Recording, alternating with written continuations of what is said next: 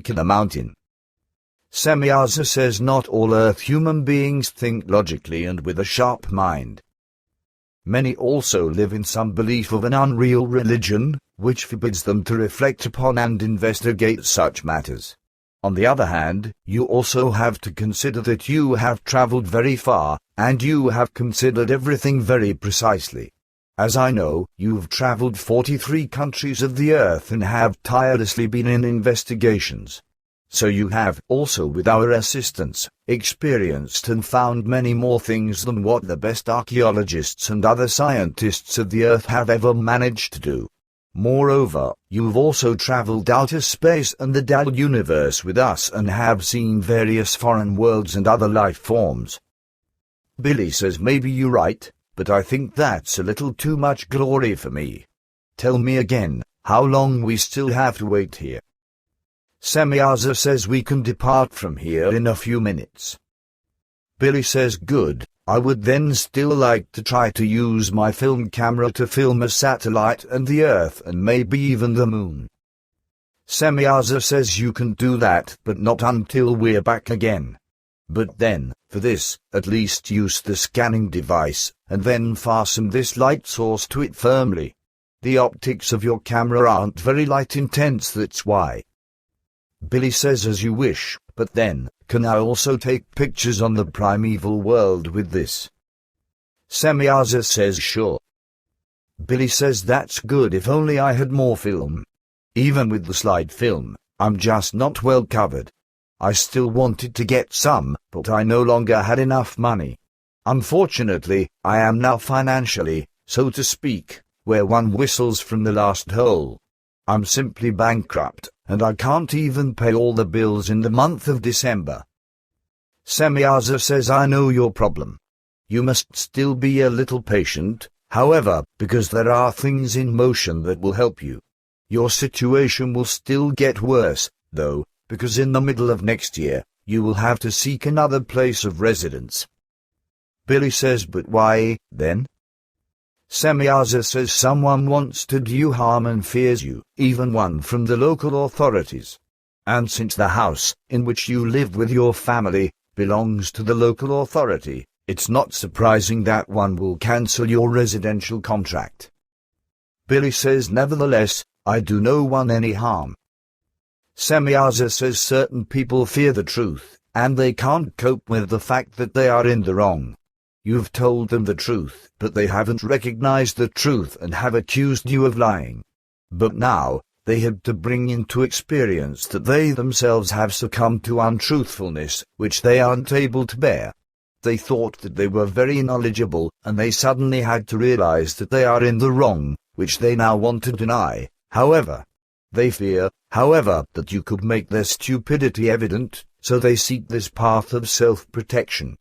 Because if you are sent to another place of residence, then, so they illogically think, you couldn't reveal their stupidity anymore. Billy says in that, I also have no interest.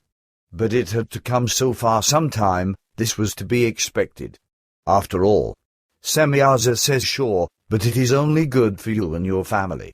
Ask it already told you in the year 1956 that toward the end of the year 1975, your home life, etc. would adapt itself into karma courses, when you step into contact with those people, from whom you will then purchase the building for sale, from which you then build up the center.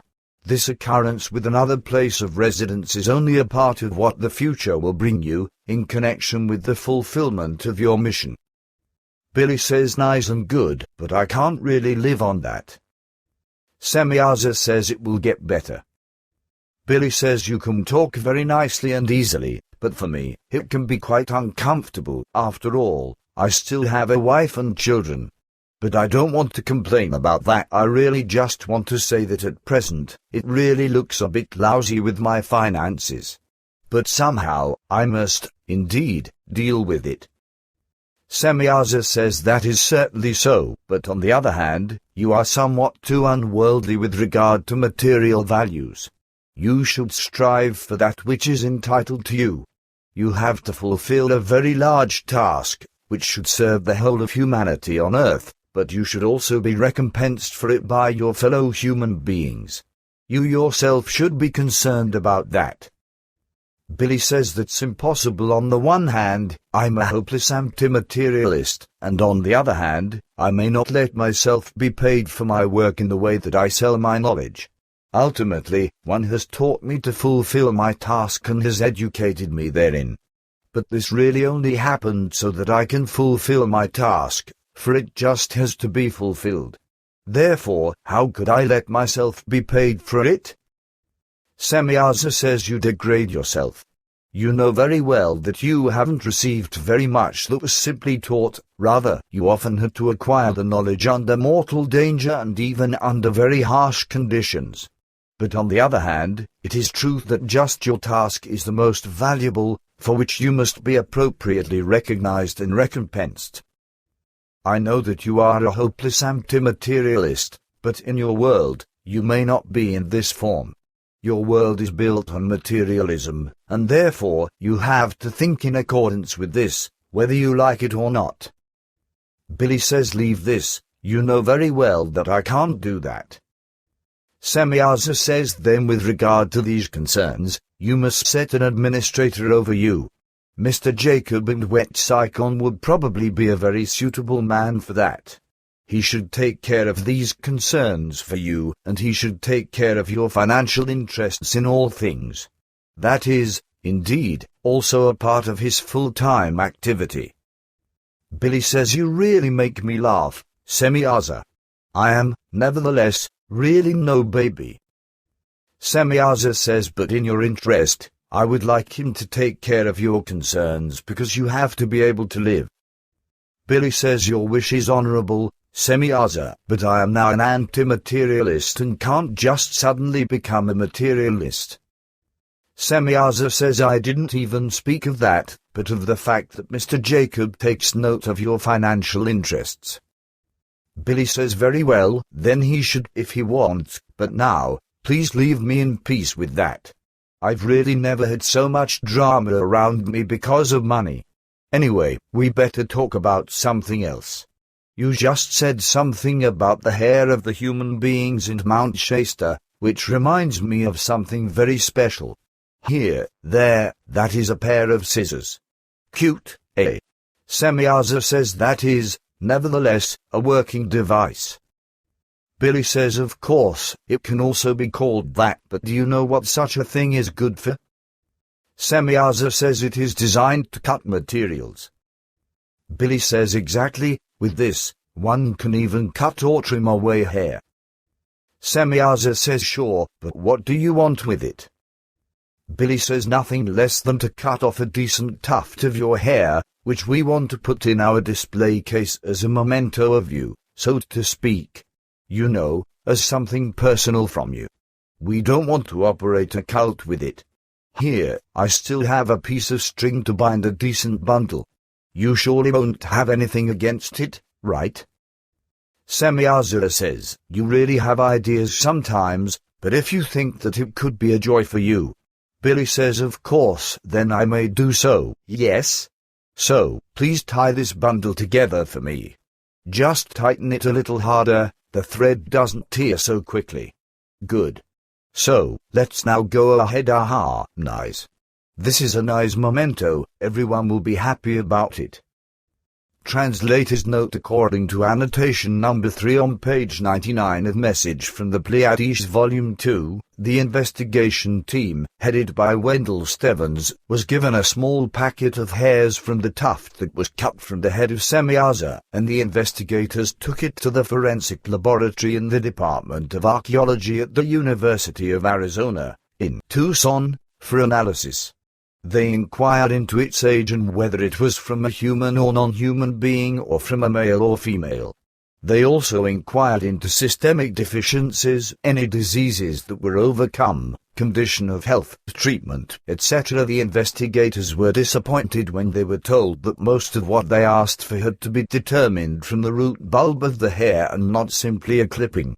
All that was confirmed was that it was from a white woman in prime age and health. Semyaza says, is it really enough? Billy says, certainly, I don't want to give you a bald head. Semyaza says then let's go now. Billy says aha, then just zoom off. Ah, the mill is already running, but where's Patar, then? Semyaza says just now, he has changed over, but now look, there are the Bermudas. Billy says the view from here is magnificent. Geese. Do you want us to drown in the sea? Semyaza says I just want to go down close, so that I can demonstrate the transition to you, as it is also experienced by earthly pilots and crews of ships.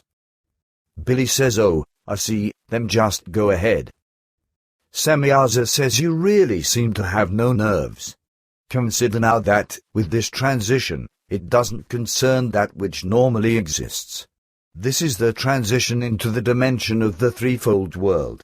So this is a different dimension than that one into which ships and airplanes penetrate. Billy says what type of dimension, then, does it concern with the other one? Semyaza says in that dimension, the world is already suspended in the distant future, but the inhabitants on the earth of that time very rarely penetrate from that. Billy says so be it, girl, but, human child, we are already in the middle of the thing, and at the same time, one can't see anything at all that would indicate irradiation or something. Girl, this is really fantastic. Wait, yes, girl, behind us, I see my own world, and there in front is something completely foreign, something wild and quaint. Semyaza says we are now at the exact crossroads of the vortex, thus, you can see both dimensions. In front of us is the primeval world, as I described it to you. Billy says this is simply great.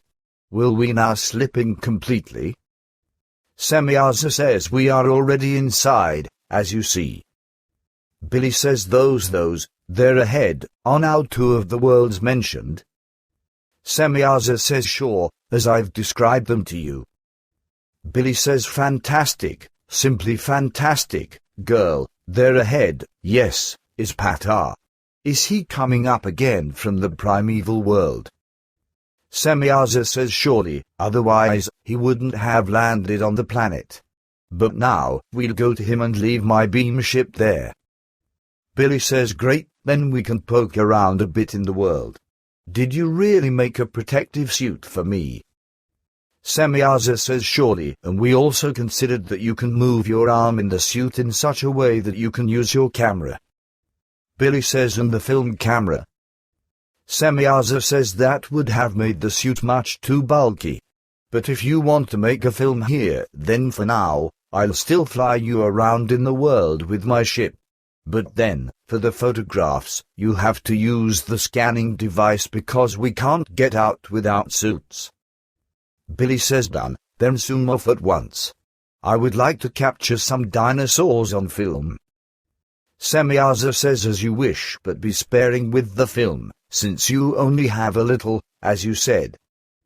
Semyaza talks with her father via a communication device, then, we investigate the planet, the primeval world, for about 2 hours in her beam ship.